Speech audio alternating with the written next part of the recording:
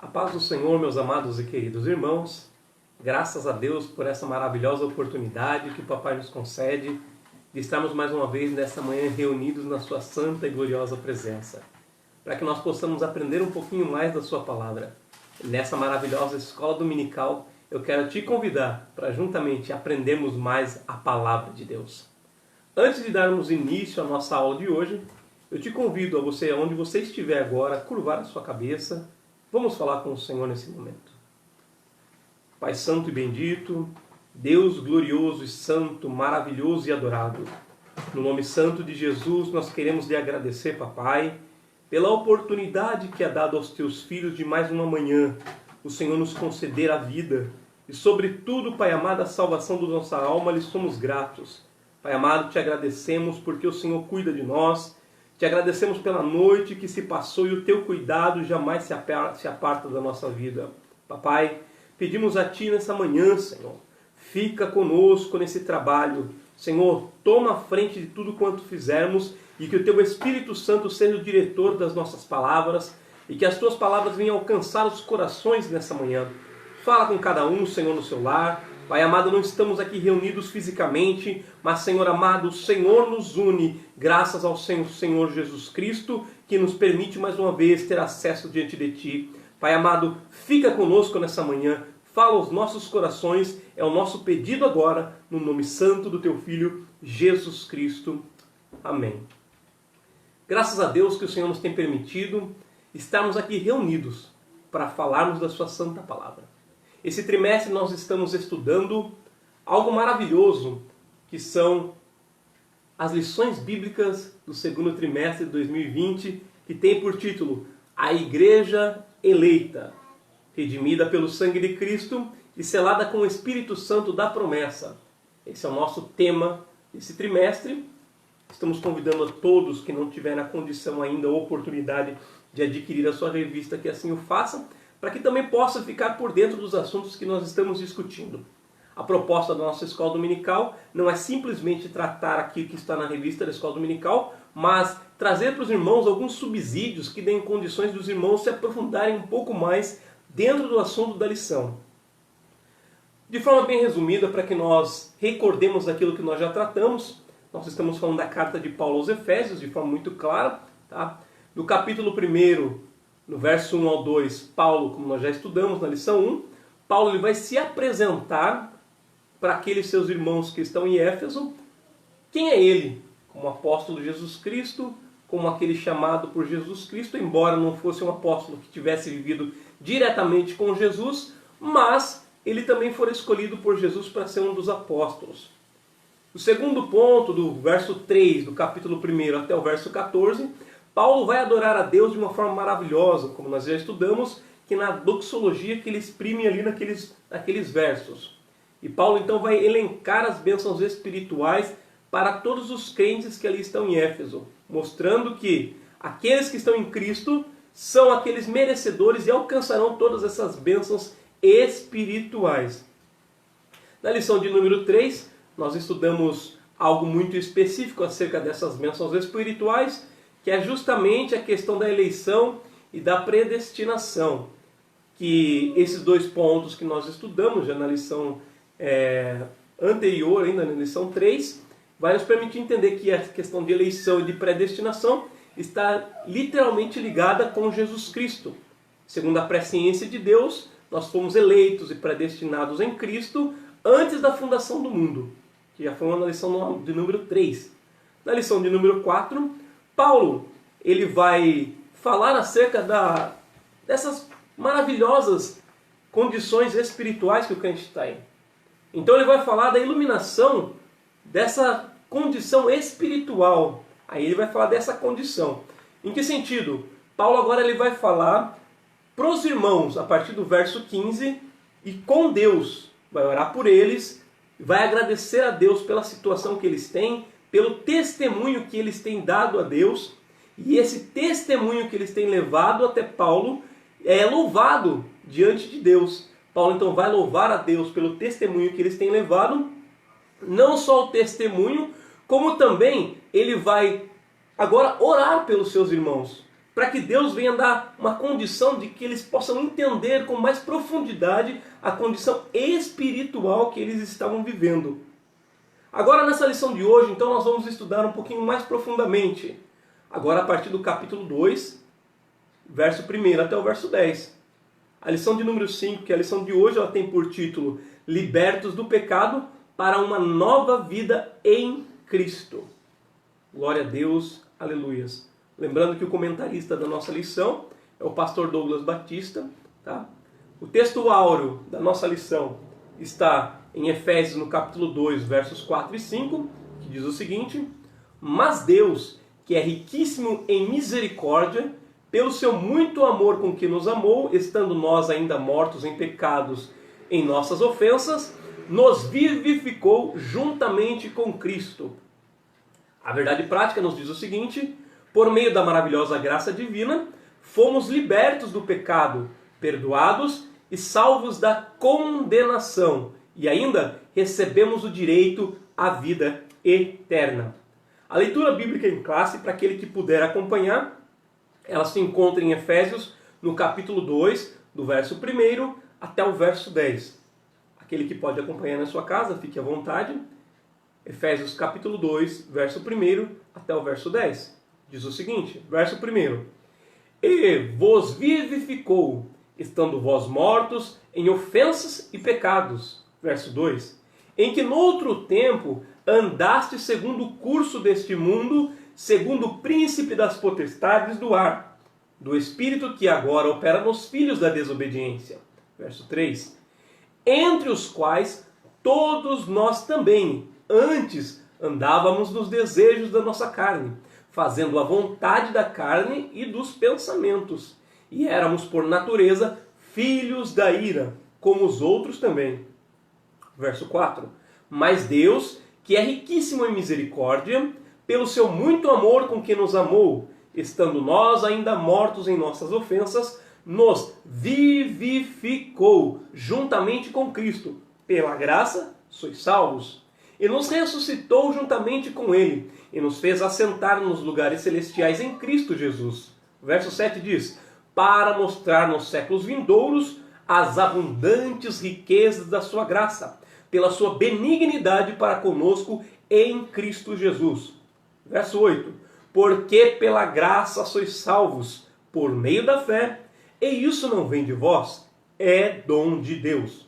Verso 9: não vem das obras para que ninguém se glorie, porque somos feitura sua, criados em Cristo Jesus para as boas obras, as quais Deus preparou para que andássemos nela. E qual é o objetivo então dessa lição de hoje no contexto geral? É revelar que a graça salvadora de Cristo nos garante a vida eterna. Aqui de forma muito clara e resumida, nós vamos tentar trazer para os irmãos 3 pontos muito distintos dentro dessa aula. O primeiro ponto fala acerca da natureza pecaminosa do homem. O segundo ponto que nós vamos tratar aqui fala que nós fomos vivificados pela graça de Deus. E o terceiro ponto muito importante é que a nossa salvação vem de Deus e não das obras. São 3 pontos que nós vamos tentar aqui elucidar com os irmãos. Os irmãos que estiverem conosco aqui, se tiverem condições, peguem um pedacinho de papel, o seu caderno que você tem o hábito de anotar, e vá anotando as referências, porque nem todas as referências nós temos condições aqui de estar lendo, de falando para os irmãos, por causa do nosso tempo também, tá bom? Eu gosto muito do que o saudoso pastor Antônio Gilberto fala, que a escola dominical, ela é o povo de Deus, reunidos no dia do Senhor, aprendendo a palavra do Senhor. É isso que é o mais lindo da escola dominical. É o povo de Deus se reunindo. Ainda que não estejamos em corpo presente, mas aqui estamos reunidos ainda. Por quê? Porque Deus se faz presente no nosso meio. A introdução que nós temos aqui tratar então diz o seguinte: essa seção da carta de Paulo aos Efésios, que compreende do capítulo 2, do verso 1 até o verso 10, é um desdobramento teológico que é dividido em 2 partes. Do verso 1 até o verso 3, Paulo vai tratar acerca da vida velha, ou seja, a velha vida de pecado que o homem vivia. Do verso 4 até o verso 10, ele vai tratar acerca da nova vida em Cristo. Paulo aqui ele vai descrever então a libertação dos pecados como um favor imerecido dado por Deus a quem? Aos salvos, a fim de que eles desfrutassem de uma nova vida em Cristo. Glória a Deus. Então vamos começar tratando dessa antiga natureza. Ou seja, que natureza era essa? A natureza que era morta em ofensas e pecados. Então a primeira pergunta que eu faço aqui para que nós já possamos meditar com mais profundidade é: qual era a nossa condição anterior a Cristo? Como era a nossa vida anterior a Deus? Isso já é uma condição que nós temos aqui de meditar com mais profundidade acerca da nossa vida.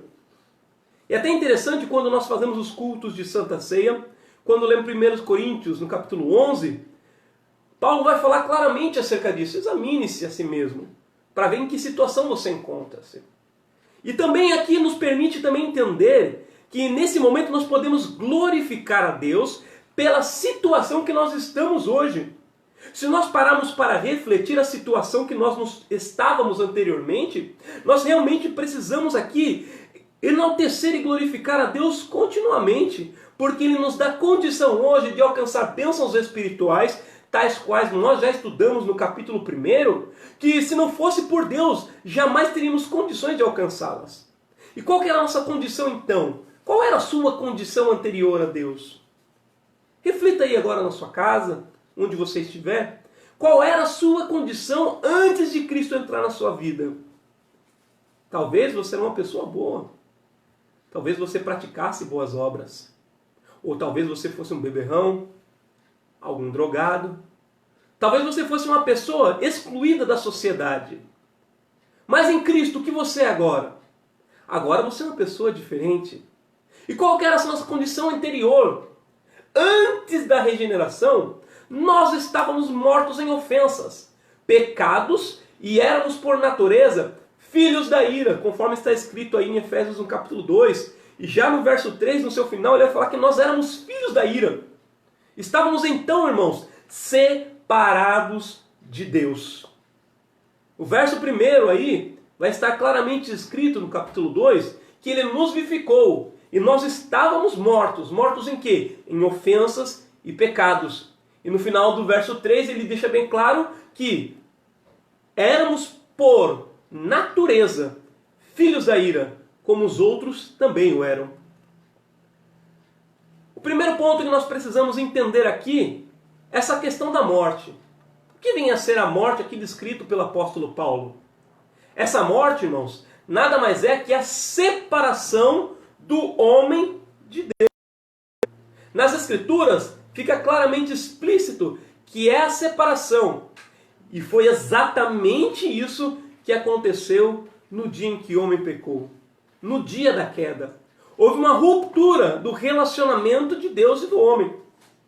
Infelizmente, a separação ela ocorreu a partir do momento em que o homem pecou. O que vem a ser então essas ofensas?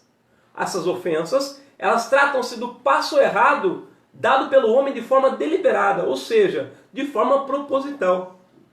Romanos no capítulo 3 e no verso 23, está escrito assim: porque todos pecaram e destituídos foram da glória de Deus. Ainda Romanos 5 e 12, Paulo vai falar aos seus irmãos em Roma: portanto, como por um homem entrou o pecado no mundo, e pelo pecado a morte, assim também a morte passou a todos os homens, e por isso que todos pecaram. Isaías, no capítulo 59, no verso 2, ele vai falar justamente acerca dessa separação. Que o pecado ele promove a separação do homem.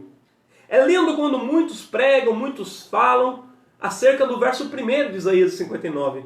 Que as mãos do Senhor não estão encolhidas para que não possa salvar. E tampouco os seus ouvidos agravados para não poder nos ouvir. Só que se esquecem que o verso de número 2, ele vai falar algo muito importante para que nós compreendamos essas verdades de Deus. Isaías 59, no verso 2, ele vai dizer: mas as vossas iniquidades fazem separação entre vós e o vosso Deus. E os vossos pecados encobrem o seu rosto de vós, para que não vos ouça. Então o pecado é essa separação entre Deus e o homem. Lá em Efésios, no capítulo 4, no verso 17 a 19, vai estar escrito da seguinte forma, explicando mais claramente também acerca dessa separação. E digo isto, e testifico no Senhor, para que não andeis como andam também os outros gentios, na vaidade da sua mente, entenebrecidos no entendimento, separados da vida de Deus pela ignorância que há neles, pela dureza do seu coração, os quais, havendo perdido todo o sentimento, se entregaram à dissolução para com avidez cometerem toda a impureza. Tiago, no capítulo 1, no verso 15, ele vai falar também o seguinte: depois, havendo a concupiscência concebido, dá a luz ao pecado, e o pecado, sendo consumado, gera a morte. A pergunta aqui que eu preciso fazer então é a seguinte: o que é o pecado? O que vem a ser o pecado então, para ele promover aqui uma separação do homem de Deus? A palavra pecado, ela vai significar muito de forma clara o quê? Errar o alvo. Mas se errar o alvo, eu te pergunto, por que é que erram o alvo? E a palavra do Senhor vai nos deixar claro por que eles erram o alvo. Erram o alvo porque são cegos. Segundo Coríntios, capítulo 4, versos 4 e 5, Paulo vai falar aos seus irmãos em Corinto justamente acerca disso. Nos quais o Deus desse século cegou o entendimento dos incrédulos para que não lhes resplandeça a luz do evangelho da glória de Cristo, que é a imagem de Deus. Porque nós não nos pregamos a nós mesmos, mas a Cristo Jesus, o Senhor, e nós mesmos somos vossos servos por amor de Jesus. Paulo então vai deixar bem claro que esse errar o alvo é justamente por ocasião dessa condição que eles vivem de cegueira. Por condição de estar cegos, eles não têm condição de acertar o alvo. Quem é o alvo? O alvo é Cristo. O homem por si só já não consegue chegar a esse alvo. Por quê? Porque ele está morto nas suas ofensas e nos seus pecados. Por ocasião da morte, infelizmente o homem está separado de Deus. Então, se ele está morto espiritualmente, o homem ele é dominado pelo pecado. Ele torna-se o seu escravo. João no capítulo 8, no verso 34, Jesus diz assim: respondeu-lhe Jesus, em verdade vos digo, que aquele que comete pecado é servo do pecado, é o seu escravo. Aquele que vive na prática deliberada do pecado, esse é servo do pecado. Glorificado e adorado seja o nome do Senhor. Deus vai dar um conselho muito importante para Caim, lá em Gênesis no capítulo 7. Quando Caim, ele infelizmente entristece o seu coração, porque Deus recebera a oferta do seu irmão Abel, mas não recebeu a sua oferta. Deus, que conhece os corações, ele vai dar um conselho para Caim justamente nesse sentido. Que o pecado, ele domina o homem quando o homem dá condições para que ele faça assim. Deus fala assim para Caim: se bem fizeres, não é certo que serás aceito? E se não fizeres bem, o pecado jaz à porta, e sobre ti será o seu desejo, mas sobre ele deves dominar. O homem deve ser forte para resistir ao pecado. E essa lição é nos dada na Bíblia claramente. Tiago vai falar: resistir o diabo e ele fugirá de vós. Contudo, o homem não consegue libertar-se por si mesmo do pecado. Lá em Romanos, no capítulo 7, do verso 7 ao 24, Paulo ele vai começar a mostrar para os seus irmãos em Roma justamente essa luta da condição do homem pecador com o seu novo homem. A condição da carne dele contra a sua nova condição de nascido em Cristo. E essa luta ela é muito acirrada. E Paulo vai começar a falar que o bem que ele quer fazer, ele não consegue. Mas o mal que ele não quer fazer, se ele faz. Por quê? Porque é a luta constante da carne e do espírito, conforme está escrito lá em Efésios, no capítulo 6. É uma briga constante. E infelizmente essa briga ela não muda. Nós precisamos cada dia lutar contra os desejos da nossa carne, contra a vontade que impera no nosso corpo e levar-nos todos crucificados a Cristo. É interessante quando nós devemos levar nossa carne crucificada, lembrando que nós estamos na carne ainda, estamos no mundo material. Ninguém é impecável. As pessoas às vezes equivocam-se nesse sentido. acreditam que depois que se convertem a Cristo não pecam mais. E Tiago vai falar claramente, aquele que não diz que não peca, esse é mentiroso. Todos pecam. Infelizmente ainda estamos nessa natureza humana. Ainda não fomos conforme está escrito em 1 Tessalonicenses, não fomos ainda glorificados. Não fomos transformados em um corpo imortal, num corpo glorioso, ainda estamos em carne. Estamos então ainda na condição de que podemos pecar. Agora há uma diferença de quem ainda não se entregou a Cristo e de quem já se entregou. João vai falar, aquele que está em Cristo, esse não peca. Não quer dizer que ele não peque nunca mais. Não é isso. Quer dizer que ele não vive mais na prática deliberada do pecado. Porque existe o Espírito Santo habitando dentro da vida dele. Ou seja, ele não premedita o seu pecado. Ele não deseja pecar. Mas quando ele erra, o Espírito Santo age no coração dele, mostrando para ele a situação que ele se encontra naquele momento. Fazendo com que ele desça aos pés de Cristo e se humilhe diante dele, confessando o seu pecado. 1 João no capítulo 2, ele vai falar claramente que se nós confessarmos o nosso pecado, ele vai perdoar os nossos pecados. Porque ele é nosso advogado que está diante do Pai. Esse advogado, então, diante do Pai, ele vai interceder ao Pai por nós. E agora, nós estamos então, diante dele, pedindo perdão pelos nossos pecados, e ele nos atende. Porque ele é nosso advogado. Sendo nosso advogado, nós entendemos que se falharmos, nós podemos nos chegar a ele, pedindo misericórdia e perdão pelos nossos erros. Diferente do ímpio, que não se entregou a Cristo, que vive na sua prática deliberada. Nós não vivemos mais nessa condição. Nós podemos falhar, nós podemos errar sim, mas há um Jesus Cristo nos céus, assentado à destra de Deus, que intercede por nós constantemente. Basta que nós nos humilhemos diante dele e ele intercede por nós. É muito bonito aqui quando João, ali na ilha de Patmos, ele vai ter uma revelação acerca do Apocalipse, que nós conhecemos bem, e é direcionado algumas cartas aos seus irmãos em algumas igrejas.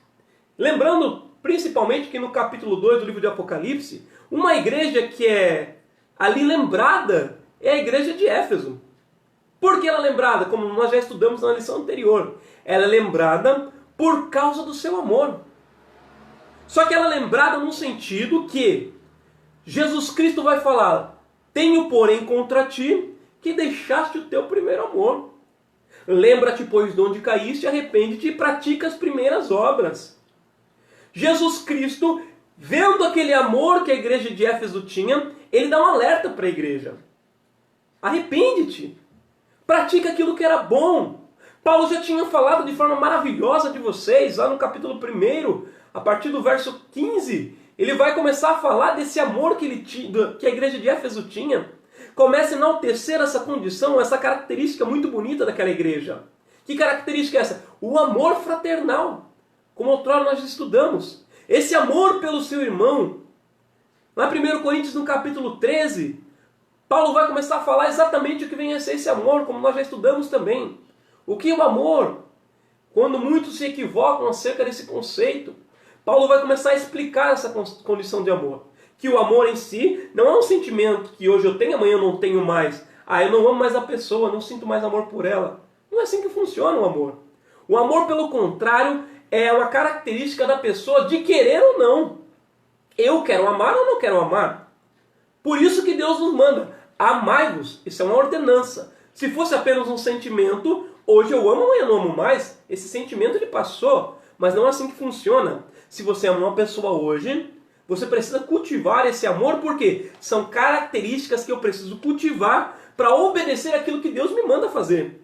Lá em 1 Coríntios, no capítulo 13, no versículo 1 em diante, vai falar quais são essas características necessárias para que eu impere o amor na minha vida pelo meu irmão, por aquele que está junto comigo.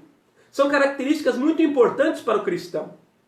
Outra igreja que é falada aqui, eu preciso entrar num parêntese muito importante, já que nós estamos falando aqui de libertados do pecado, de mortos, assim como nós acabamos de ler no versículo 1 do capítulo 2, que nós estávamos mortos em ofensas e pecados. O apóstolo João ele vai ter uma revelação acerca de uma das igrejas. Uma dessas igrejas é a igreja de Sardes. E a igreja de Sardes, muitos só declaram ela como uma igreja morta. Porque aí vai dizer realmente, no verso 1, que há pessoas mortas em Sardes. Só que essas pessoas mortas, elas não são a totalidade da igreja de Sardes. Vamos lembrar, irmãos, que existem 3 tipos de pessoas dentro da igreja de Sardes. O primeiro tipo de pessoa está escrito lá no verso 1 do capítulo 3. São as pessoas que infelizmente estão mortas dentro da igreja.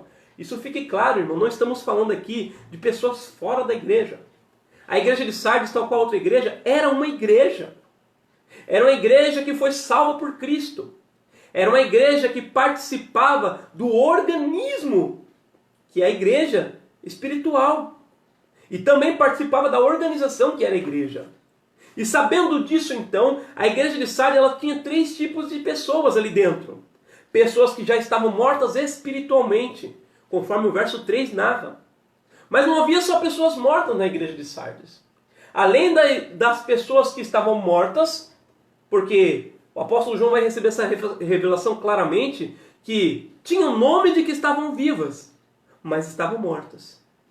Vivência apenas de aparência, religiosidade, que vive simplesmente de uma forma mascarada, mas não vive a realidade da salvação. Muitos já se apostataram da sua fé. Infelizmente nós vemos isso até nas igrejas de hoje. Que existem pessoas tal qual Sardes, que estão mortos dentro da igreja. Estão dentro da sua própria casa. Mas esse não era o único tipo de pessoa que havia dentro da igreja de Sardes. Havia um segundo tipo de pessoa que estava ali dentro daquela igreja. Que tipo de pessoas eram? O apóstolo João vai receber essa revelação falando: confirma aqueles que estão para morrer, ou seja, aqueles que estavam no mesmo caminho daqueles que já estavam mortos. Estavam enveredando pelo mesmo caminho, estavam prontos para morrer também. O que é o pecado? O pecado é o luto disfarçado de festa, meu. É perigoso brincar com o pecado. O pecado, ele disfarça-se a si mesmo. Nunca vai se apresentar de forma tenebrosa, mas sempre de forma maravilhosa. E a Bíblia vai nos dar várias ilustrações e reflexões acerca disso. Um abismo, lembre-se, ele chama outro abismo. Precisamos tomar cuidado. Jesus Cristo dando ensino aos seus, ele vai falar claramente que se meu olho direito me condena, arranque esse olho direito, porque é melhor eu ser salvo sem um olho do que com os 2 olhos eu me perder.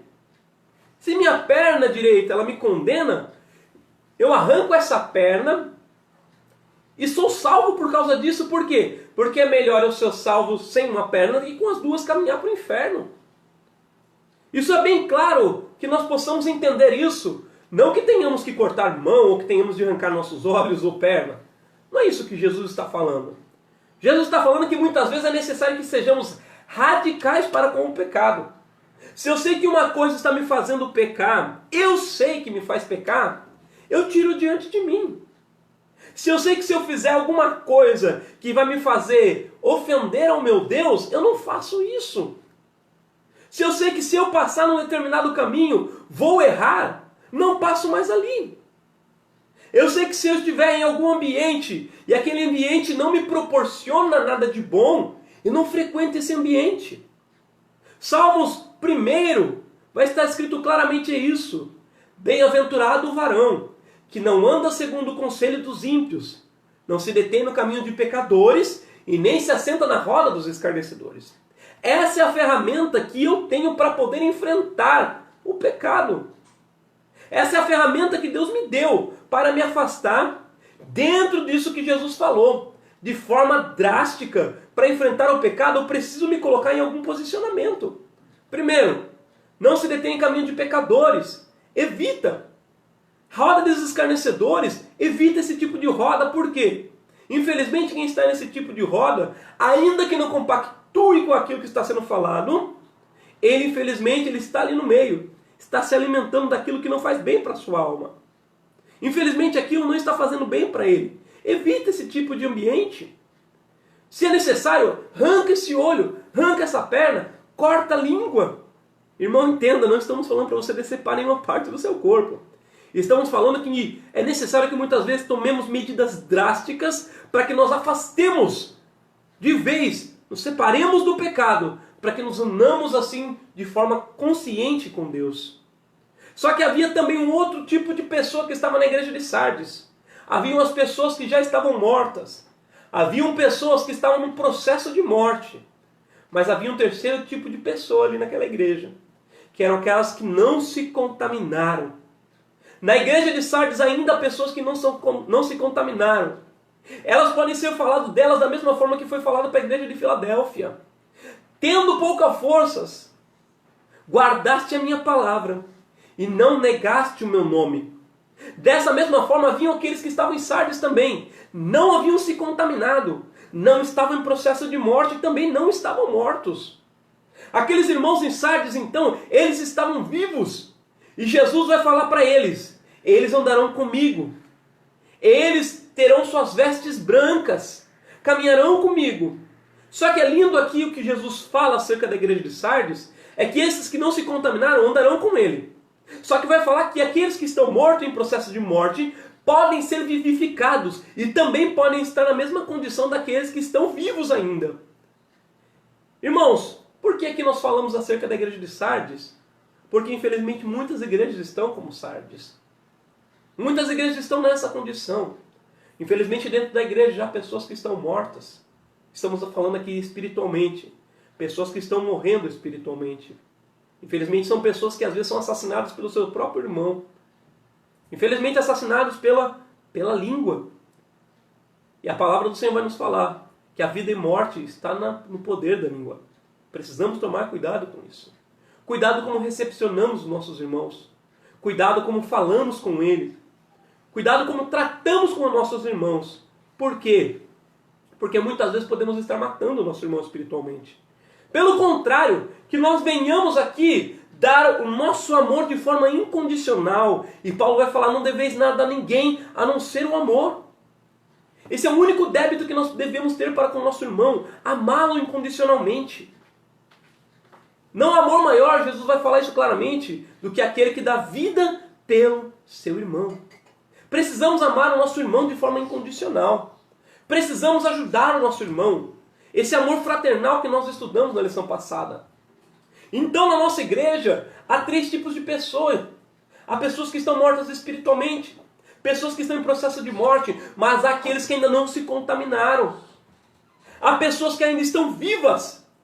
E que a vida do Senhor, ela alcance também aqueles que estão mortos espiritualmente.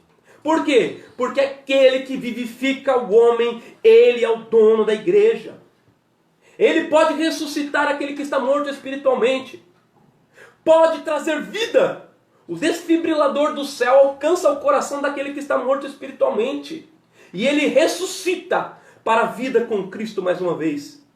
Que nossos irmãos sejam ressuscitados. Que essa consciência através do Espírito Santo toque o seu coração e ele venha ser uma nova pessoa. E ele venha mais uma vez voltar a Cristo.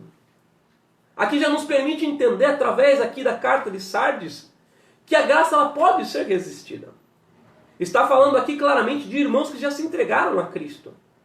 De homens e mulheres que já tiveram a oportunidade de se entregar ao Salvador. Mas em algum momento do caminho voltaram atrás. E a Bíblia vai nos falar claramente. Aquele que lança a mão no arado e volta atrás, a minha alma não tem prazer nele. Precisamos tomar cuidado.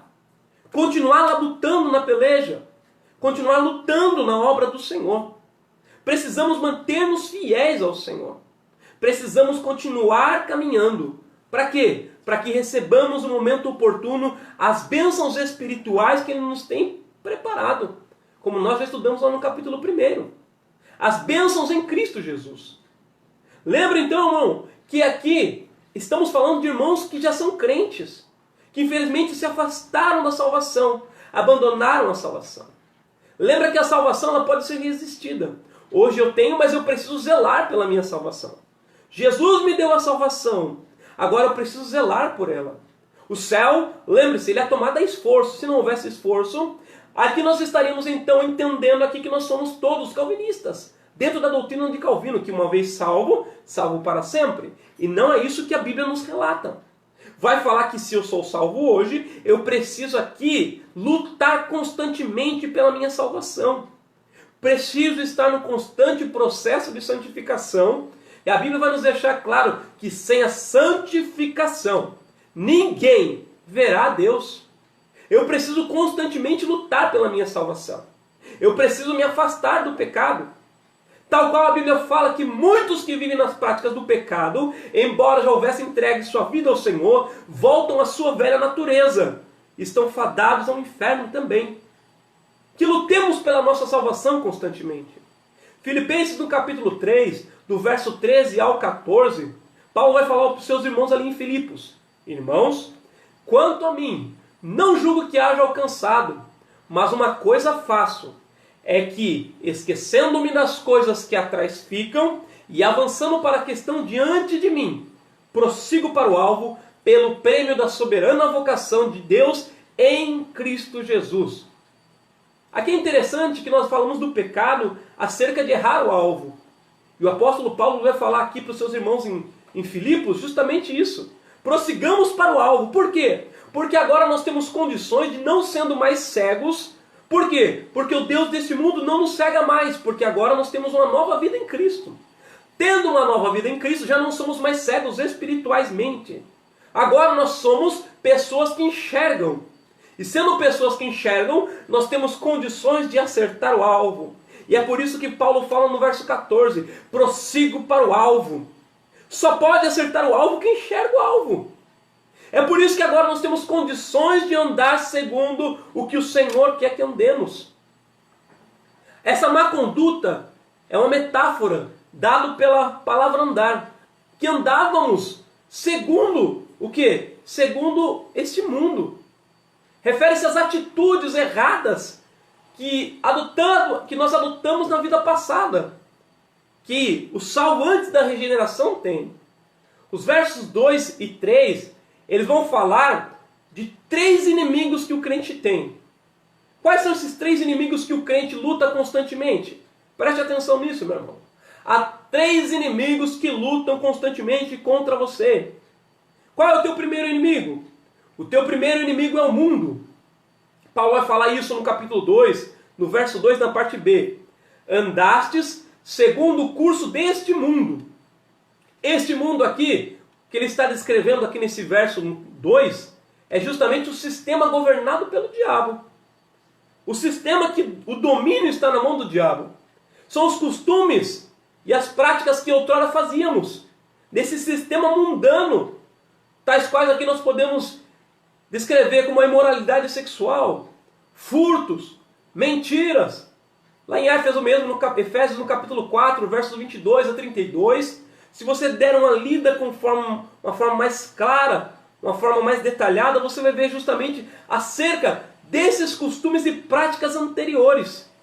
É uma constatação de que salvos não devem tomar a forma do mundo, não devem relativizar o pecado.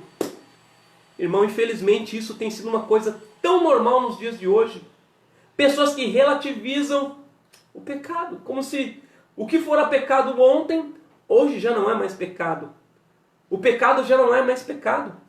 Aquilo que outrora maculava a imagem de Deus, hoje já não macula mais.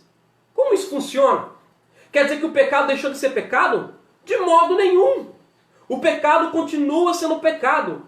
E Romanos 6:23 vai falar claramente isso, que o salário do pecado ainda é a morte. A Bíblia não mudou, meu irmão. A Bíblia continua falando claramente que o salário do pecado ainda é a morte. Tomemos cuidado com os nossos pecadinhos de estimação. Muitas pessoas gostam de cultivar um pecadinho ali bem guardado. Ai, meu pecadinho, ali bem guardadinho, ninguém está vendo, ninguém sabe. Irmão, toma cuidado. Que isso seja um alerta para nós. Cuidado com esses pecados. Porque todo pecado, ele tem um pagamento. E esse pagamento é a morte. É a separação de Deus. Separação no tempo hoje. Separação no porvir. Que nós não estejamos ali também elencados nesse tipo de pessoa. Que o nosso mundo no porvir seja um mundo para com o nosso Deus. Seja um mundo para que vivamos eternamente em paz e alegria e ali nos desfrutemos das bênçãos espirituais em Cristo no porvir. Nós não podemos aqui, irmãos, nos ajustar à maneira que o mundo vive. Paulo vai falar aos seus irmãos em Roma, lá no capítulo 12 e no verso 2. E não vos conformeis com este mundo.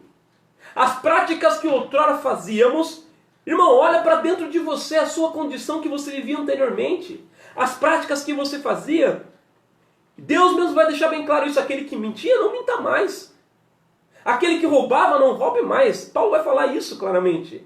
Aquele que fazia tantas coisas erradas, agora não faça mais. Por quê? Porque é um Espírito excelente habitando na sua vida, que você agora precisa dar ouvidos a Ele e andar conforme esse Espírito lhe direciona.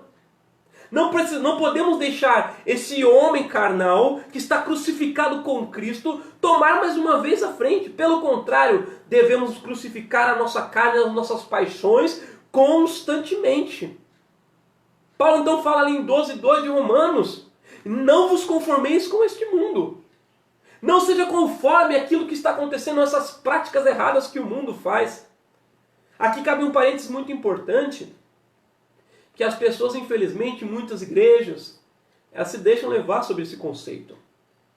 Jesus ensina que nós devemos amar o pecador.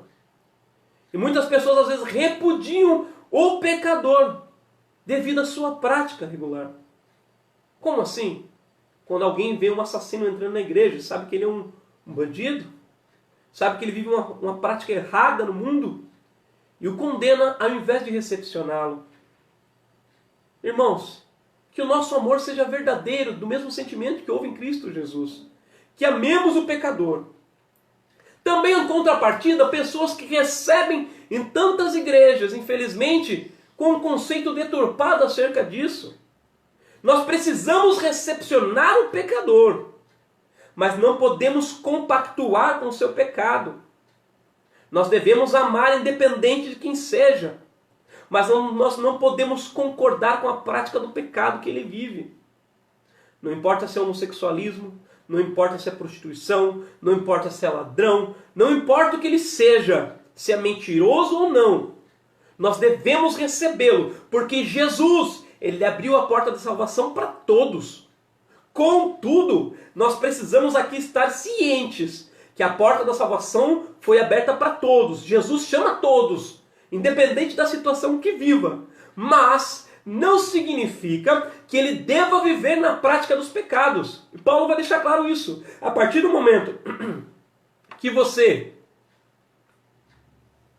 é iluminado espiritualmente, que Deus dá condição de você entender a sua natureza pecaminosa, você precisa agora parar de praticar essas atitudes. Aí você conhece quem realmente é convertido e quem só é apenas convencido. Infelizmente na igreja há muitos convencidos ainda. Não abandonaram, não deixaram de lado a prática do seu pecado. Isso infelizmente é um caminho que ele ainda está trilhando, que não é o caminho da vida, mas ainda é o caminho da morte. Que nós estejamos cientes disso, nos desviemos do inferno e caminhemos para o céu. Louvado e engrandecido seja o nome do Senhor. Aqui é importante nós entendermos um ponto aqui de suma importância. O que é Satanás e o que é o diabo? O termo Satanás vai significar adversário e diabo significa acusador. Então tanto ele é teu adversário como ele é teu acusador. Então o teu adversário, ele vai pelejar contra você constantemente. E o diabo, ele é teu acusador. Então ele vai tentar a todo momento te acusar pelas suas práticas antigas. Mas, se já fostes libertos em Cristo, aleluias, você agora faz parte do reino de Deus. Toda vez que o diabo for te acusar, você tem alguém que justifica a sua vida. Esse alguém se chama Jesus de Nazaré. Paulo ainda vai falar, na parte C do versículo, andastes segundo o príncipe das potestades do ar, que é o segundo que é contra a igreja. O primeiro é o mundo, o segundo, que está contrário ao crente, que luta contra o crente, é o diabo, que é aqui justamente tratado aqui nesse verso como o príncipe das potestades do ar. Isso é uma alusão a Satanás, que ele exerce autoridade sobre todos os poderes do mal. João no capítulo 12, no verso 31, está escrito o seguinte: agora é o juízo deste mundo. Agora será expulso o príncipe deste mundo. O príncipe deste mundo aqui então é Satanás, é o diabo.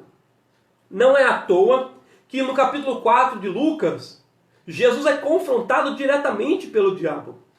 É confrontado diretamente por ele, e ele faz algumas propostas para Jesus, e uma das propostas é: olha aqui, tudo isso é meu, e eu te dou se prostrado me adorares. Por quê? Porque ele é o príncipe deste mundo. Ele domina sobre homens que, infelizmente, são desobedientes e incrédulos. Ele domina e influencia estes homens. Por quê? Porque estão cegos e se vivem na escuridão, infelizmente são levados para o caminho que ele quer que leve. Então entendamos isso. Aquele que vive na escuridão, cego, ele é guiado facilmente pelo inimigo. Ele é guiado facilmente pelo diabo. Muitas vezes acha que não, mas está sendo guiado sim. Segundo Coríntios, no capítulo 4, verso 4, está escrito o seguinte: nos quais, nós já lemos isso, o Deus desse século os cegou os entendimentos dos incrédulos, para que não resplandeça a luz do Evangelho da glória de Cristo, que é a imagem de Deus. Entendamos então que a nossa luta, irmão, ela não é contra carne e sangue.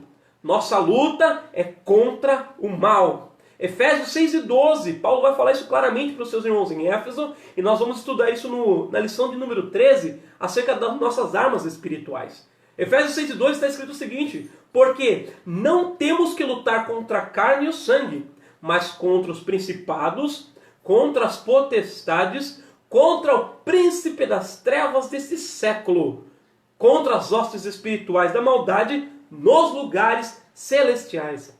Essa é a briga constante do crente. Então nós já vemos aqui 3 agentes contrários ao crente, contrário à igreja, contrário àquele que quer servir a Deus. O primeiro agente contrário é o mundo. O segundo agente contrário é o diabo. E também existe mais um terceiro agente contrário, a carne. No verso 3 está escrito assim: andávamos fazendo a vontade da carne e dos pensamentos.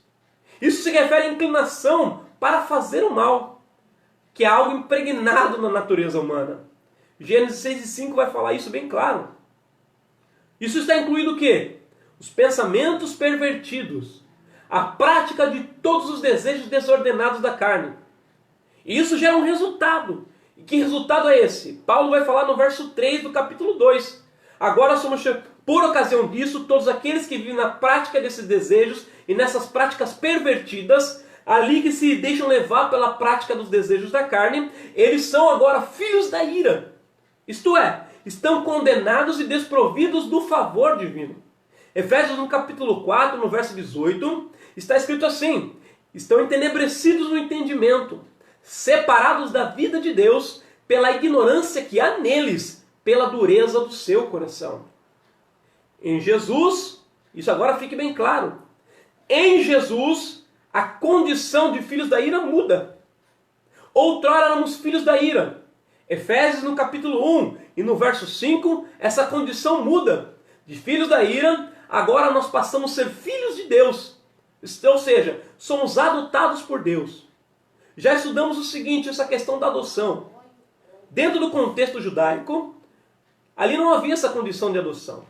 Mas Paulo estava falando para aqueles que estavam na igreja de Éfeso, que era uma igreja composta por judeus e gentios.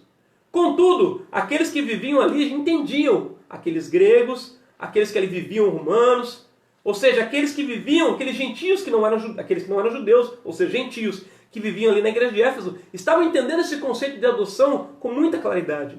O que era o conceito de adoção aqui, relembrando rapidamente? Aquele que não era filho, ou seja, aqui nós vamos entender, outrora nós não éramos filhos de Deus, éramos filhos da ira, ou seja, Deus, ele olhava para a gente e queria aplicar a sua justiça, por quê? Porque o pecado estava incutido em nossa vida e andávamos de forma deliberada dentro desse pecado, desse afastamento de Deus, separados de Deus. Agora, ele nos adota. Essa é uma bênção espiritual que nós já estudamos. Agora somos filhos de adoção, assim como é escrito em Efésios 1 e 5. Agora somos filhos de Deus. E além de filho de Deus, herdeiro de Deus, nós somos co-herdeiros de Cristo. Ou seja, vamos herdar todas as bênçãos espirituais em Cristo. Só pode herdar as bênçãos espirituais se houver Cristo. Se não houver Cristo, é impossível que alguém alcance alguma bênção espiritual. Primeira bênção, a salvação, regeneração, bênçãos no porvir, a adoção de filhos. O selo do Espírito Santo é garantia de que eu vou receber a vida eterna. Isso tudo é dado apenas em Cristo. Gálatas 5,16 está escrito o seguinte: digo, porém, andai em espírito, e não cumprireis a concupiscência da carne. Ou seja, esse desejo desenfreado que a carne tem de pecar, de praticar aquilo que desagrada a Deus. Irmãos, então essa era a nossa condição anterior a Cristo, anterior a receber a Cristo. E aqueles que vivem nessas práticas ainda, aqueles que não tiveram a oportunidade ou não desejaram ainda entregar-se a Deus, como vai se dar a situação deles? Infelizmente, a Bíblia vai nos deixar claro que o salário do pecado é a morte. O salário do pecado é a morte. E aqueles que morrem nesse corpo material passam para a eternidade sem a salvação, sem ser regenerados, sem o penhor do Espírito. Eles agora estão fadados a receber o salário que o próprio diabo vai receber. Mateus 25:41, Jesus vai falar qual que é esse salário, que morte é essa. Então dirá também aos que estiverem à sua esquerda: apartai-vos de mim, malditos, para o fogo eterno, preparado para o diabo e para os seus anjos. Aqui é muito interessante nós entendermos um ponto. O fogo eterno, ele foi preparado para o diabo e para os seus anjos. Não foi de modo nenhum preparado para o homem. Deus não preparou e não criou o ser humano para ser lançado na condenação eterna no lago de fogo. Pelo contrário, na sua presciência, lá na eternidade, quando Deus planeja criar o homem, Deus, dando ao homem livre-arbítrio, já sabia que ele pecaria. E no momento em que ele peca, ele revela o plano de redenção para com o homem. Ele revela ali o seu plano, porque seu amor sublime, seu amor grande, seu amor insondável para com o homem, faz com que ele mande o seu próprio filho desde a eternidade planejado para salvar o homem. Mas ele também chega na porta do coração e da condição de um homem abrir o coração ou não. Isso depende de cada um de nós. Aleluias. Apocalipse 20:10 então vai falar claramente o destino, assim como Mateus 25:41. Que destino é esse para aqueles que permanecem na prática do pecado e quando entram na eternidade já tem um destino traçado?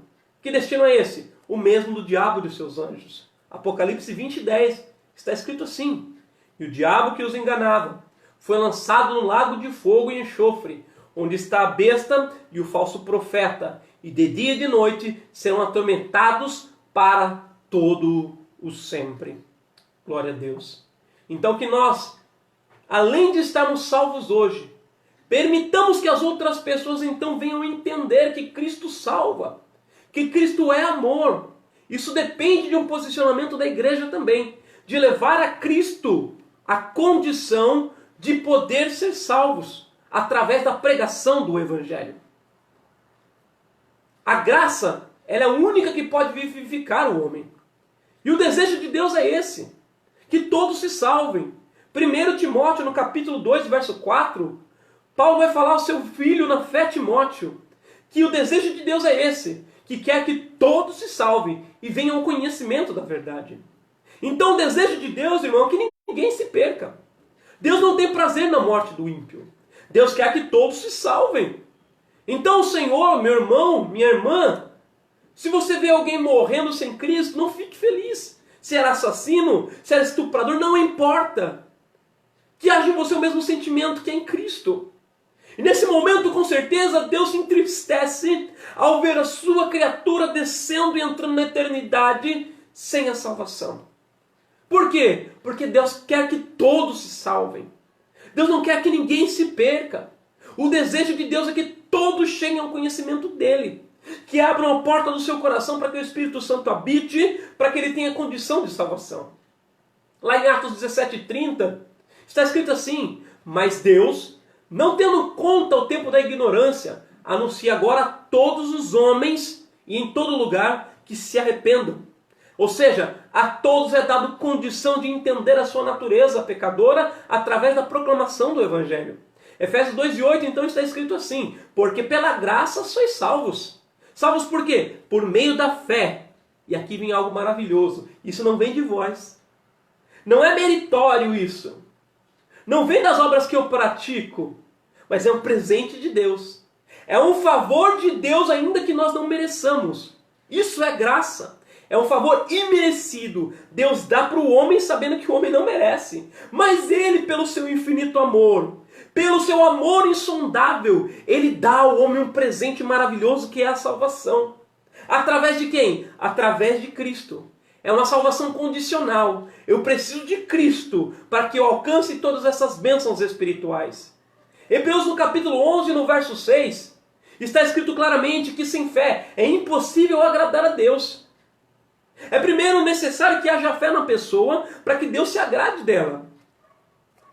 A nossa declaração de fé, para aqueles que não tiveram a oportunidade de conhecer, essa aqui é a declaração de fé nossa, editado pela CGADB, ela vai falar claramente acerca disso, acerca do que é a graça.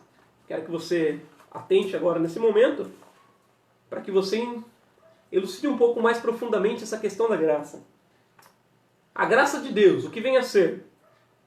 Cremos que todos os homens e mulheres foram atingidos pelo pecado, a tal ponto que, embora tenham sido feitos à imagem de Deus, não podem por si mesmos chegar a Deus.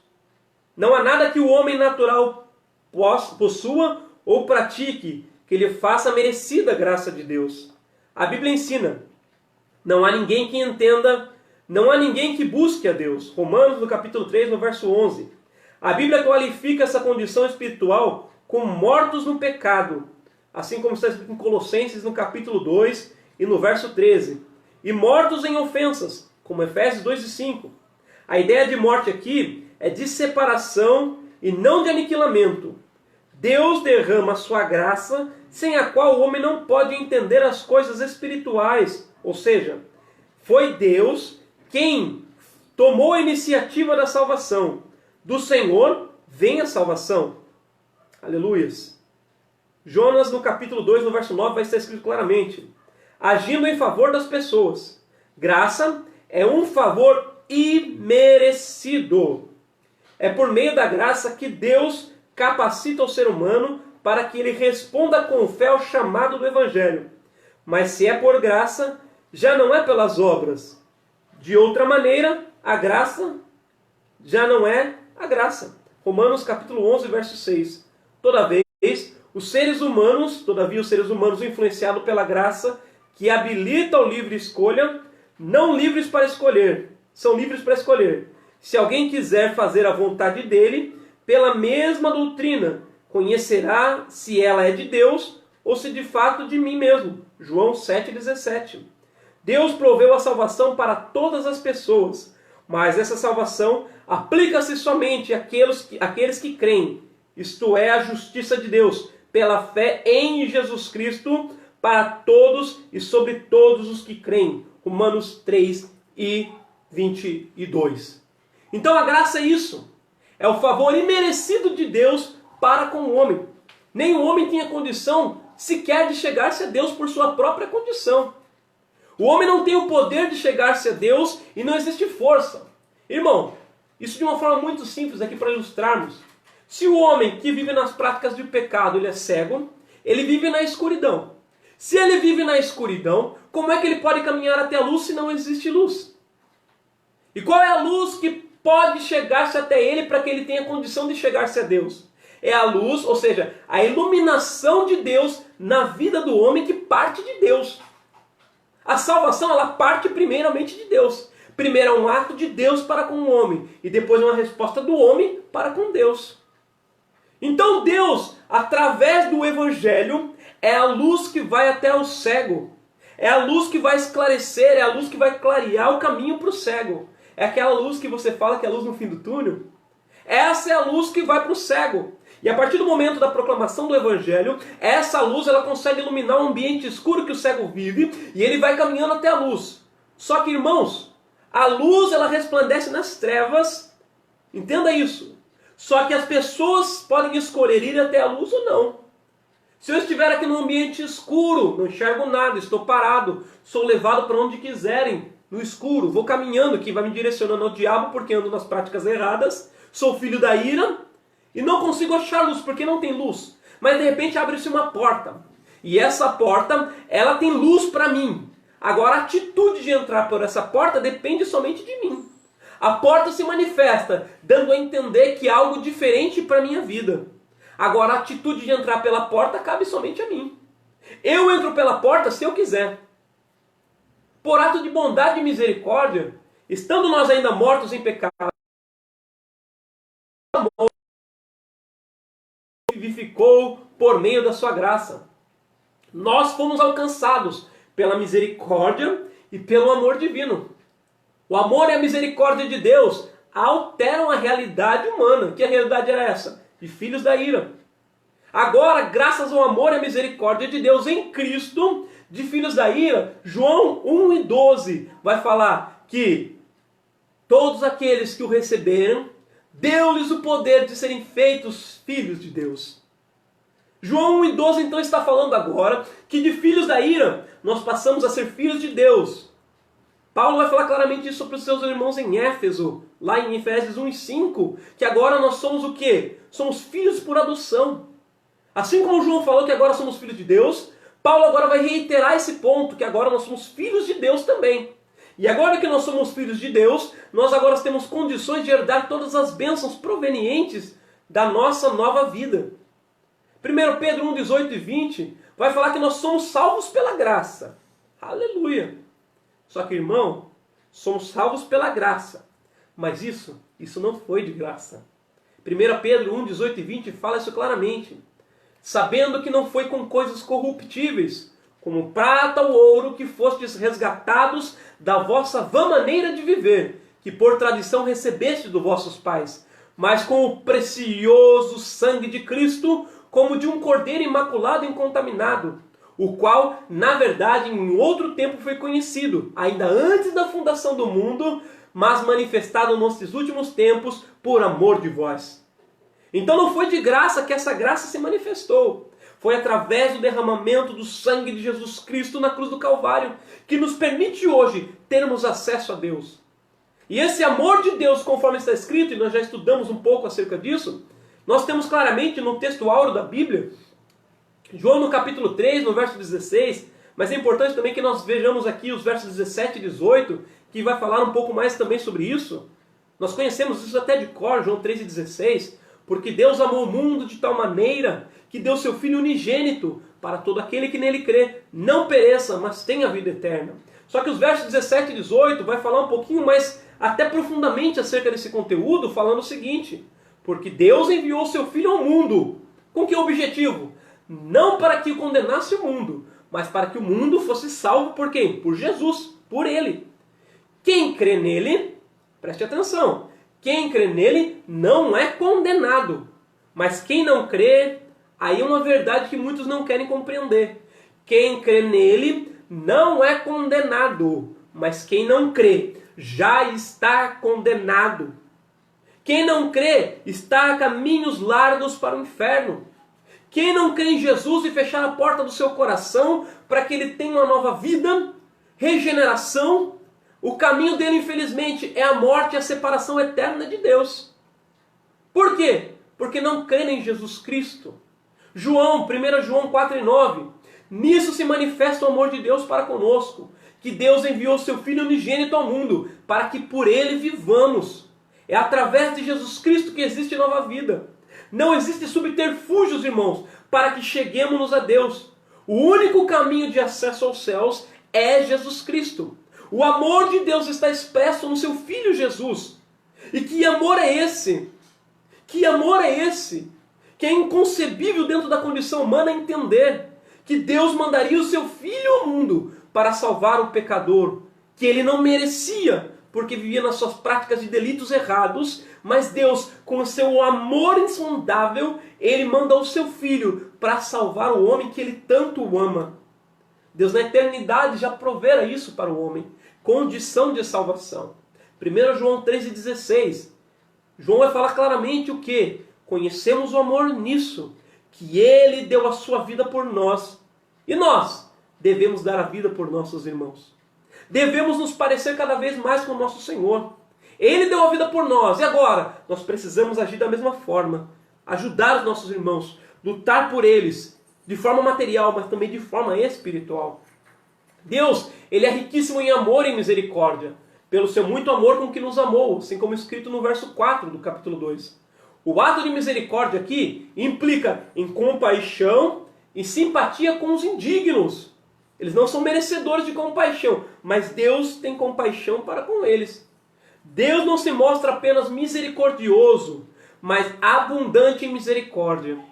Quando nós falamos em abundante, significa que é muito mais do que nós possamos ainda conter. É acima das expectativas, é muito mais. Deus é abundante em misericórdia.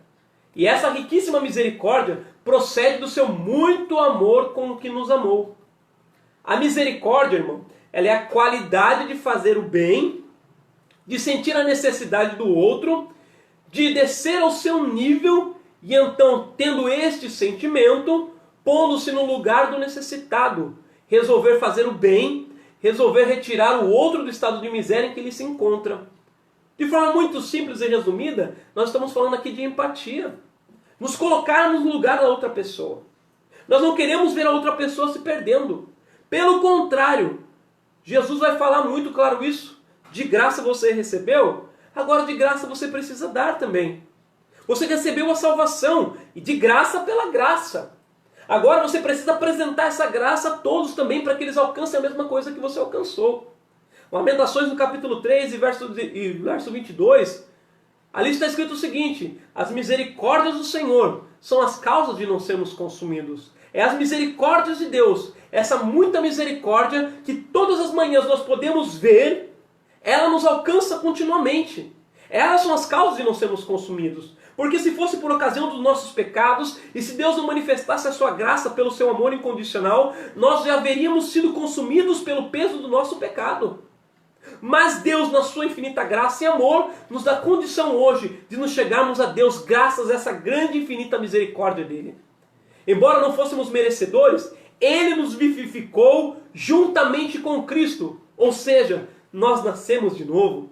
João 3,3, quando Jesus está ali conversando com Nicodemos, ele fala assim para Nicodemos: na verdade te digo, que aquele que não nasce de novo não pode ver o reino de Deus. Por quê? Porque essa natureza morta, ela não tem acesso aos céus. Ela precisa ser vivificada. Então agora nós não estamos mais mortos, pois Cristo nos deu a vida. E agora fomos vivificados. Por qual mérito? Por nenhum mérito. Tudo foi efetivado por meio da sua graça.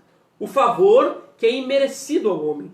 O favor que o homem não tem condições de direito algum. Lá no verso 8 e 9 vai estar escrito claramente isso no capítulo 2. Embora a graça seja de graça, ela pode ser resistida. O homem pode resistir aquilo que já nós elucidamos aqui na ilustração acerca do homem cego na escuridão. Ele pode querer entrar pela porta ou não, depende dele. Ali a atitude dele, Deus já toma a primeira atitude querendo salvá-lo. Agora depende do homem querer ou não entrar pela porta. Para que nós entendamos isso até de uma forma ilustrável bem interessante, é como se o homem estivesse no mar pronto para se afogar. Deus, Ele vem até o homem, joga uma boia até ele. Aí depende dele agora querer pegar essa boia para ser salvo ou não.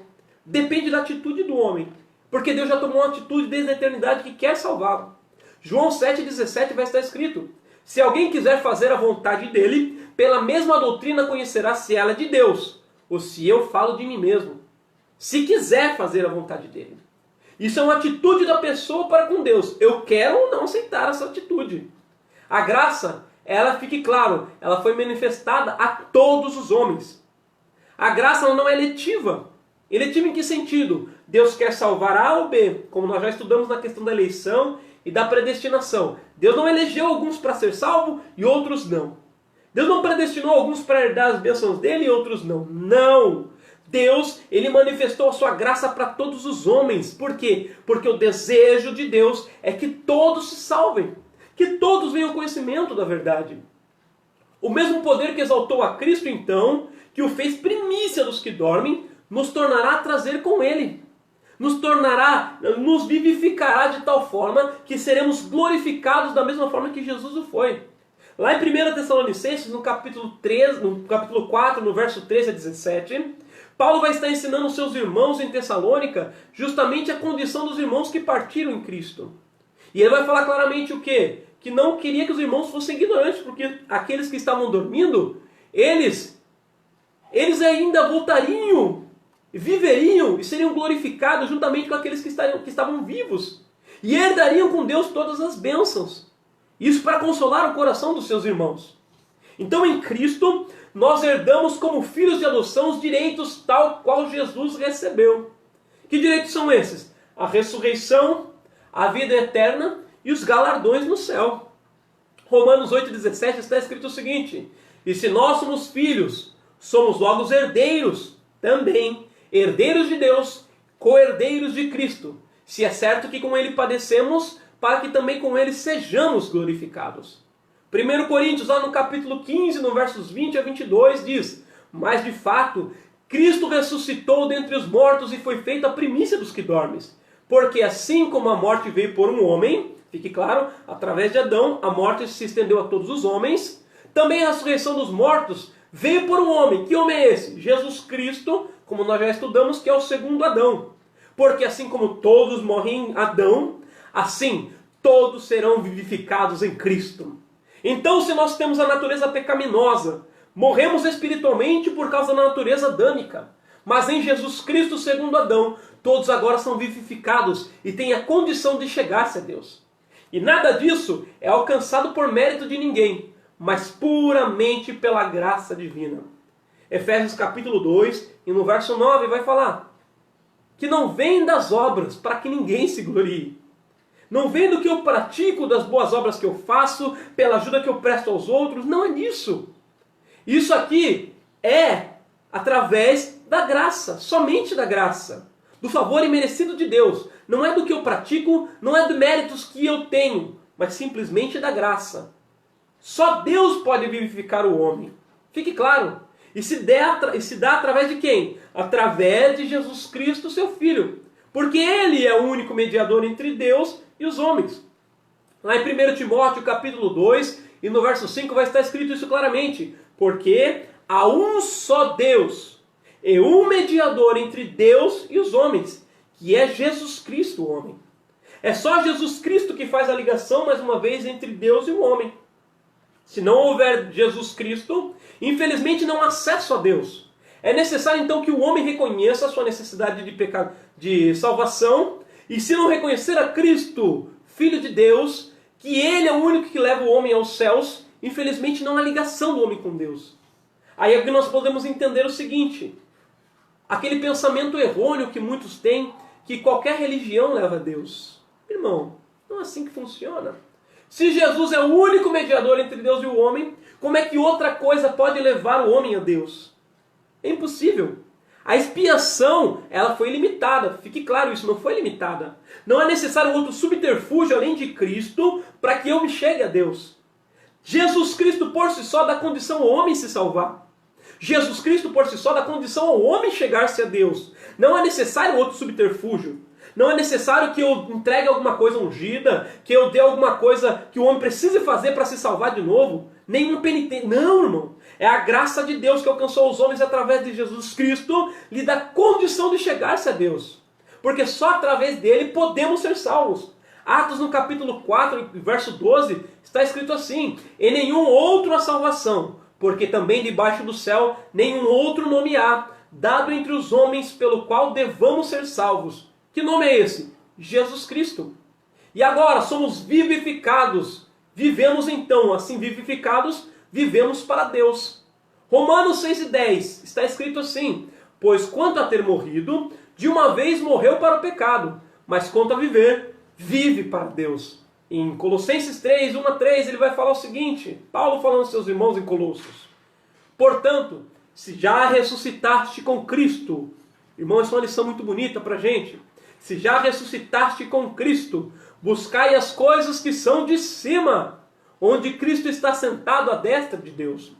Pensai nas coisas que são de cima e não nas que são da terra, porque já estáis mortos e a vossa vida está escondida em Cristo, em Deus.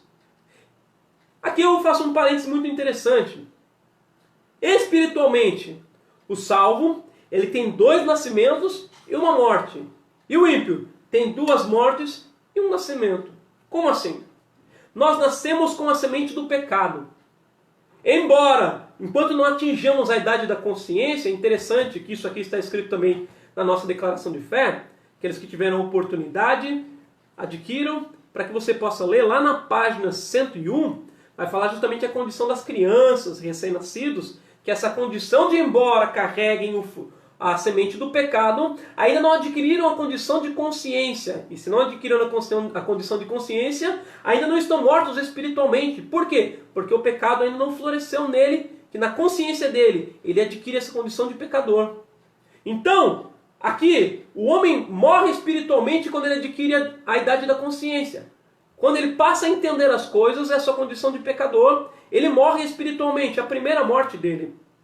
Contudo, o homem depois, ele é nascido espiritualmente, através de Jesus Cristo que o vivifica. Então ele nasce 2 vezes e morre apenas uma vez. Agora, aquele que é ímpio, que não abre o seu coração a Deus, ele morre 2 vezes. Em que sentido? Ele morre primeiramente espiritualmente, quando ele adquire a consciência do pecado e do erro. E depois tem a segunda morte, assim como nós lemos em Apocalipse. A segunda morte, que é a morte eterna. Aqui nos permite entender, aqui de uma forma muito geral, para que nós já estejamos finalizando aqui nosso conteúdo, o processo de Deus na salvação humana. O primeiro ponto, o primeiro momento acerca do processo da salvação, é que Deus se revela através da pregação do Evangelho. Aquilo que nós já vimos anteriormente, que é a graça preveniente, ou graça suficiente. O que era essa graça preveniente ou suficiente? Era a iluminação de Deus no homem, para que ele entenda a sua condição de pecador, necessitado de salvação, e que Deus quer salvá-lo. Isso era graça suficiente, que Deus, ele quer salvar o homem. E essa graça, ela se manifesta através do Evangelho de Jesus Cristo.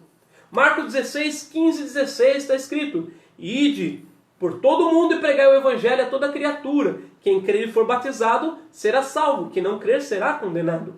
Esse é o primeiro momento que Deus se manifesta por amor ao homem, querendo salvá-lo. Essa graça preveniente, ou seja, esse primeiro momento vem de Deus, em querer salvar o homem. E quando o homem então lhe dá ouvidos, mediante a pregação do Evangelho, o Espírito Santo vai agir no coração do homem. Ele age, vai bater na porta do coração pedindo entrada para fazer mudança. João 16, 8 vai estar escrito o seguinte: E quando ele vier, convencerá o mundo do pecado, da justiça e do juízo. Então o Espírito Santo, mediante a pregação do Evangelho, aquela pessoa que ouve o Evangelho, o Espírito Santo dá condições ali, o homem dá condições, o Espírito Santo começar a agir no coração dele, porque ouviu a palavra de Deus. E ali agora, cabe uma atitude do homem, em abrir o seu coração ou não. Por quê? Quando ele ouve a palavra, o Espírito Santo age, promove a fé naquele que ouve a palavra de Deus. Romanos 10 e 17 vai falar o seguinte: de sorte que a fé, ela vem pelo ouvir, e ouvir pela palavra de Deus. Isso já mostra a responsabilidade muito grande que a igreja tem. Que responsabilidade é essa? De levar o Evangelho a toda criatura, obedecendo o que Deus falou. Para que ele alcance a fé, para que o Espírito Santo haja no seu coração, ele precisa ouvir a palavra de Deus. Paulo então vai dar uma lição muito clara para os seus irmãos em Roma. Lá em Romanos 10, no capítulo 13, no verso 15, ele vai falar justamente acerca disso. Que se a fé vem pelo ouvir, ouvir pela palavra, e o Espírito Santo que convence os corações através da pregação, Paulo vai dar uma lição para os seus irmãos. Porque todo aquele que invocar o nome do Senhor será salvo. É necessário que todos invoquem o nome do Senhor para que alcance a salvação. Contudo, como, pois, invocarão em quem não creram? E como crerão naquele de que não ouviram? E como ouvirão se não há quem pregue? E como pregarão se não forem enviados? Como está escrito, conformosos os pés dos que anunciam o evangelho da paz, dos que trazem alegres novas de boas coisas. Aqui dando uma lição muito importante para os seus irmãos. É necessário que a igreja pregue o evangelho. Em que tempo? A tempo e fora de tempo. Essa é a obrigação da igreja. Então, nesse processo de salvação, o Espírito Santo, ele vai agir no coração. A pessoa, então, vai, imbuído agora pela fé, promovida pelo Espírito Santo, ela vai ter o coração dela atingido de tal forma que ela vai se arrepender da sua condição de pecadora e necessitada da ação de Deus na sua vida. E Salmo 51:17 vai falar isso claramente, que os sacrifícios de Deus são um espírito quebrantado. A um coração quebrantado e contrito não desprezarás a Deus, ó Deus.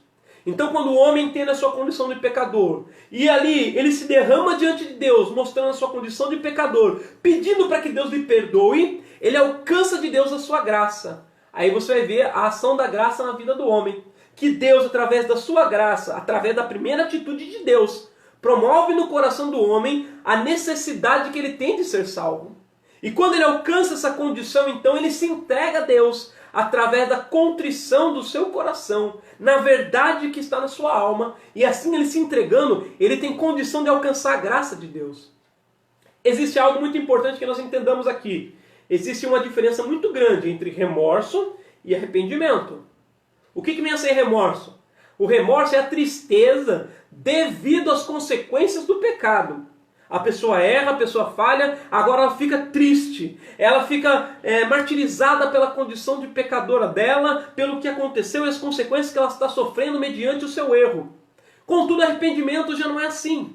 Arrependimento é quando a pessoa fica triste pelo pecado que ela pratica. E mediante a tristeza pelo que ela está praticando, ela quer mudança de vida.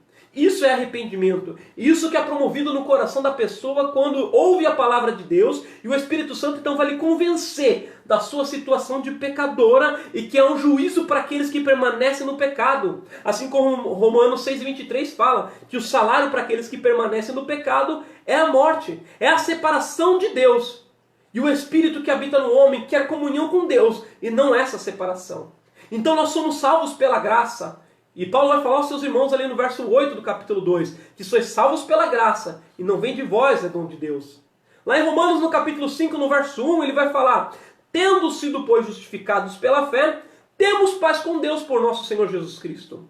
Agora, de inimigos de Deus, de filhos da ira, separados de Deus, nós somos justificados. Como assim? Éramos réus de juízo. O justo juiz Deus iríamos lançar no lago de fogo. Por ocasião dos nossos pecados, a morte nos estava preparada. Mas agora Jesus Cristo se manifesta como nosso advogado. Nos justifica, tornando-nos limpos perante Deus. E agora já não somos mais réus, mas somos inocentados perante Deus. Glória a Deus, aleluias. E aqui para nós fecharmos aqui o nosso contexto, então, Paulo vai falar acerca das obras. Lá no verso 8 até o verso 10... ele revela que a salvação não depende das obras humanas. Por quê? Pela graça sois salvos por meio da fé. É pela fé que sois salvos.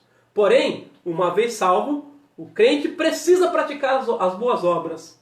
A fé deve ser considerada como aceitação da obra realizada por Cristo em nosso favor. Ela é a resposta à graça de Deus, através de qual recebemos a salvação. Quando o homem responde ali à vontade de Deus de salvá-lo, essa fé é justamente o atender a esse chamado de Deus. Agora nós somos salvos, nós temos uma nova vida em Cristo. Nós precisamos agora então produzir bons frutos. Produzir agora frutos dignos diante de Deus. A origem da salvação então não vem de vós. Ela trata da salvação pela graça que provém de Deus. Deus então promove a salvação no homem, que vem de Deus, quando a primeira atitude é de Deus, como nós já falamos aqui nesses tópicos anteriores. E segundo, ratifica que a salvação não vem das obras. Fique claro, não é o praticar de boas obras, não é ser um rapaz bom, uma moça boa, fazer coisas boas para o seu próximo, não é ser um samaritano bom que vai te fazer chegar aos céus. É através de Jesus Cristo. Por quê? O homem tem impossibilidade de chegar-se ele mesmo a Deus. Como a salvação é uma realização divina, agora nós somos feitura sua, criados em Cristo para as boas obras. Assim como está escrito lá no verso 10. 2 Coríntios 5,17 está escrito: assim que se alguém está em Cristo, nova criatura é. As coisas velhas já passaram e eis que tudo se fez novo. Nós somos chamados às boas obras, irmãos. A partir do momento que nos entregamos a Cristo, nós precisamos ser luz para esse mundo, praticar as boas obras. Por quê? Porque eu sou salvo e por ser salvo preciso praticar as boas obras. Tiago 2,26 está escrito assim: porque assim como o corpo sem espírito está morto, assim também a fé sem obras é morta.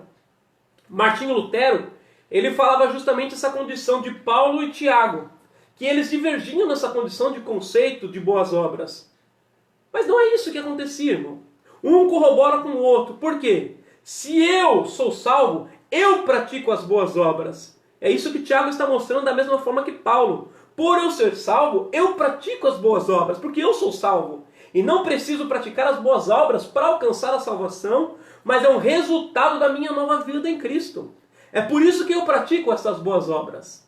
Em suma, assim como está sintetizado lá no tópico 3 da sua lição, a salvação é a graça divina por meio da fé. As obras não são o meio, mas o resultado da nossa salvação.